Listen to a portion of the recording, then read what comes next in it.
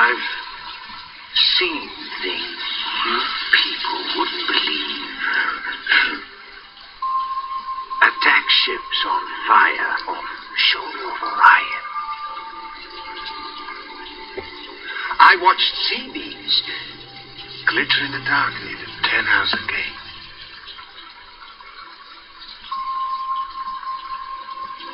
All those moments will be lost in time,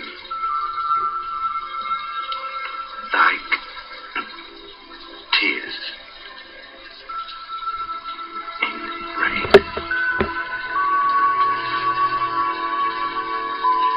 Time to die.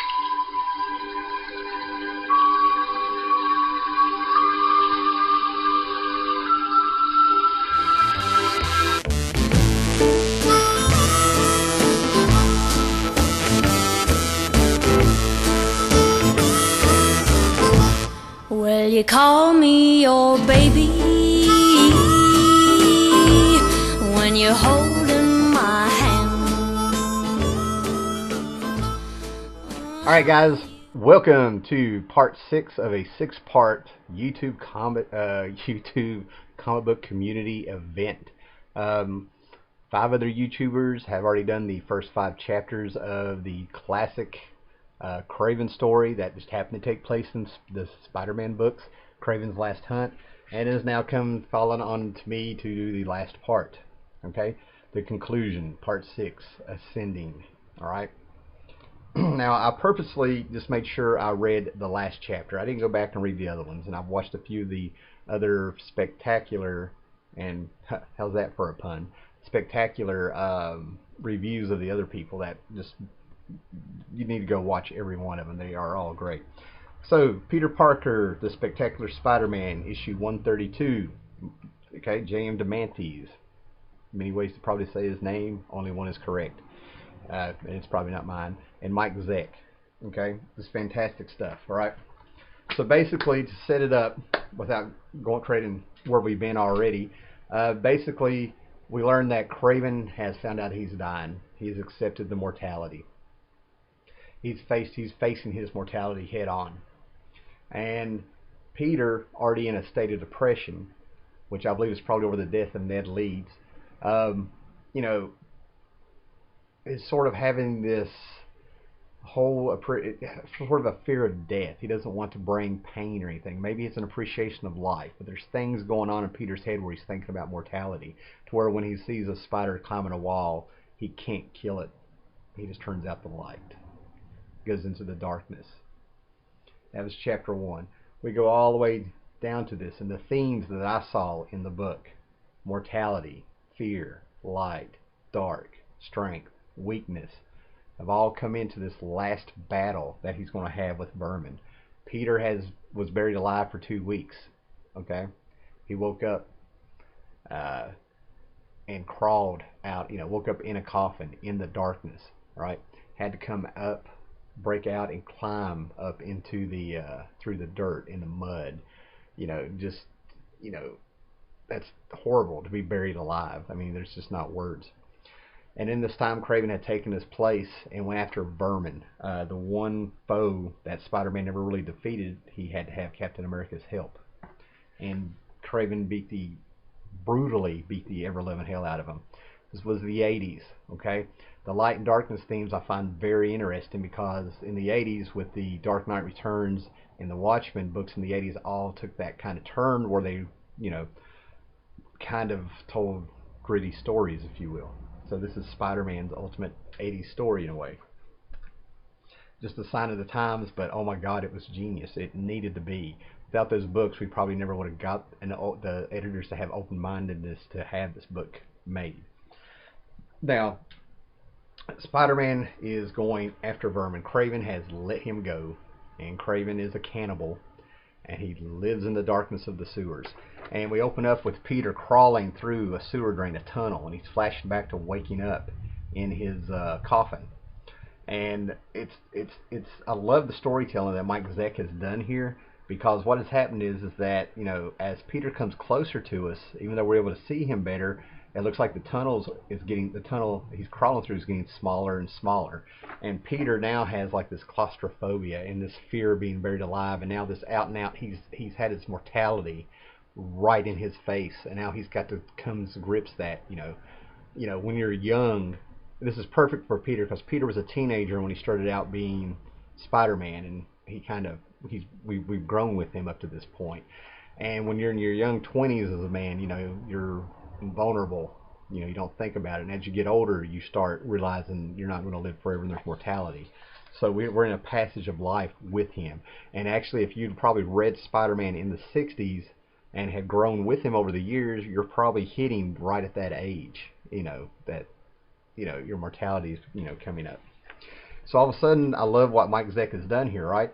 We see Spider-Man in the tunnel. We just see a splash page. He's wet, okay, and it's called Ascending. We're in our final chapter, but look at this, okay? Mike Zeck did sort of a storytelling cheat here.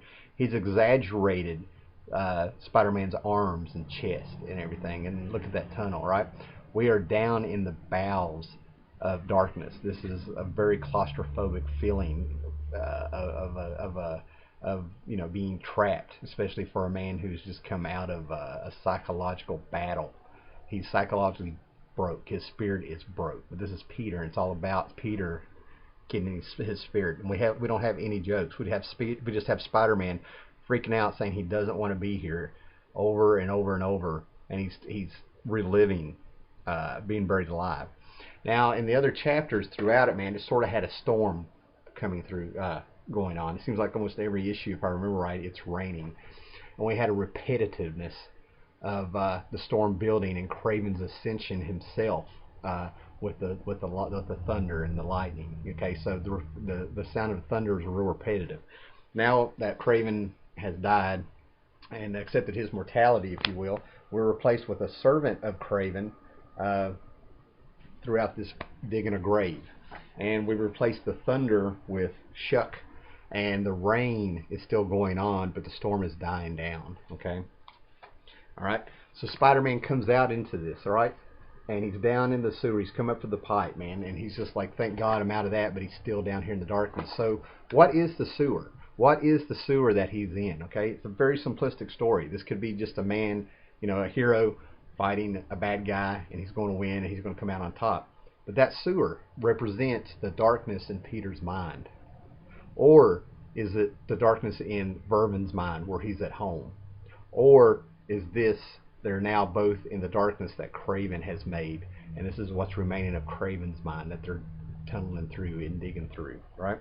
Now, Spider-Man has fought Dr. Doom. Spider-Man has fought the Lizard. Spider-Man has fought Green Goblin. He's fought the Hulk. He's gone up against some real monsters before. And he's so broke that when the little inkling of his spider sense doesn't even go off, so he's not in danger, but all of a sudden one rat comes up and nibbles on his finger, and Peter goes into a full speed ahead, fear-packed panic of, oh God, I didn't want to meet him so soon. These rats represent the fears that Peter has, right? We all have little things we're afraid of but when they all pile up and you see how many of them, they come at you all at once, it's overwhelming.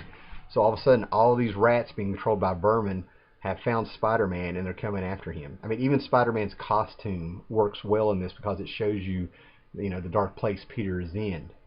And, he's just like, oh my God, I'm going to die, I'm going to die. He is just mortified of vermin. Vermin to him, right at this point in time, is just like the monster. And what it is vermin is actually the symbol of Spider-Man's greatest fear of having to be drugged down into that darkness. So he tries to rise above all of his fears. He jumps to the ceiling, and they're still on him, and they still drag him down, and he's still stuck on being buried alive. And we continue with the repetition of the thuck, thuck, thuck. Alright. Subplot going on. Spider-Man has gotten away from the rats. He's looking around. He's talking to himself, still not joking. He goes, I want to run away. I can't stand the stench. I hope I don't get sick. And he's trying to be more like Peter. Come out wherever you are. It's just not happening. And he's like, why am I doing this? And right then, with that last bit of self-doubt, Vermin comes out of the water and he's after him. And he keeps trying to push Peter down into the water to kill him. And he's talking about, you won't hurt me, because he's thinking that it was the spider that beat him brutally when it was Kraven that did it. So all of a sudden Vermin is like, I will not be took down again. I will not be beat like that again. And every time that Peter goes under that water, he's feeling the effects of being buried alive. He's reliving it in his head. Water and dirt, water and earth. He goes, what am I? And he's just talking to himself, what if I never came up? What if I'm still down there? What if I'm really still dead? He's not even sure he's alive right now. And that's it, in his mind and in the storytelling, Vermin is death. What if he is really still in his coffin and he's battling death? And he's like, no, don't say that, don't say that. And then all of a sudden he tries to fight back, and he ascends again above the darkness, and he takes them down. And this is what he needed to do. He finally faced that fear eye to eye. He ascended, and he just went full force down back into the water with a big fear of being buried alive. Okay? And it gets so quiet. And we continue with the grave being dug, that repetition going on. And now the tables have turned by Peter facing that fear, looking eye to eye into Vermin, and realizing that this isn't death. He's a freaking rat. Rats are scavengers of death. They're scavengers. They eat shit. They're nothing. And now all of a sudden he's gotten into the mind of Vermin, where he can't find Peter, and he's looking down deeper and deeper into the sewage. Where is he? Where is he? Oh my God, he's going to beat me up. He's going to beat me up again. And we find out that without Vermin seeing him, Peter has ascended above him. He has rose above the darkness. He's starting to feel the light again. And the tables have turned. I mean, just like that. And it's perfect in this panel. You have Spider-Man, using his head. He's coming back. Peter's starting to come back. He's able to think more clearly. He's not being ruled by fear. He's got freaking webs, so he webs Vermin to it, and he looks at him eye to eye. Very important panels. This is Spider-Man literally facing the fear that Kraven instilled in him. Okay? And all of a sudden, when you look into the fear, you see how big of a coward he is. But here's the difference. Kraven hunted for sport. In my mind, that's the only thing that made Kraven a villain. Is that he hunted for sport. He's always been my favorite Spider-Man villain, if you will. But the difference is that where Kraven was brutal and he's just looking at this thing like an animal. Vermin is just an animal. Peter remembers that he used to be a person.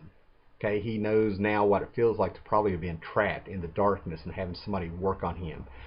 Vermin was physically turned into this, where Peter was almost turned into a, fear-ruled animal in his head. So now all of a sudden he's got the passion, the compassion that Kraven did, and Peter's coming back. He's trying to understand, but Vermin will not have it.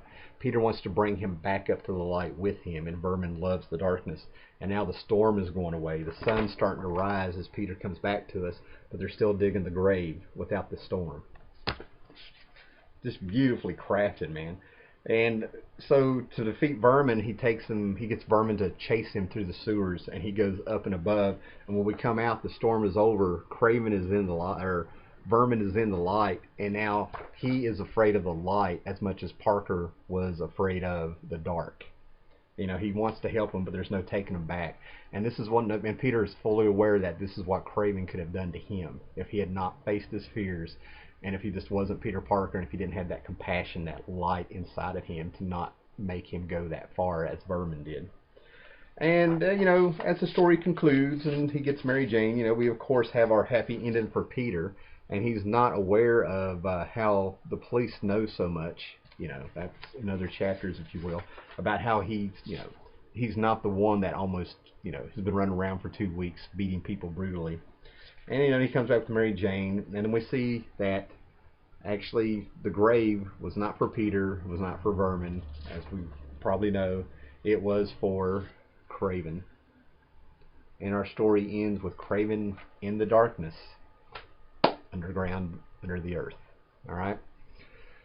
So, the other people that have done fantastic videos that you want to check out would be Tim Merritt. He did part 1. Wednesday Serial did part 2. 64-page special did part 3. By the Hoary Hosts of Hoggoth, part 4. And Scott X1307, part 5. Go check them out. I had a blast. I loved watching their reviews. And definitely read Kraven's Last Hunt if you haven't done it. If you know, it's just fantastic. All right, carry on.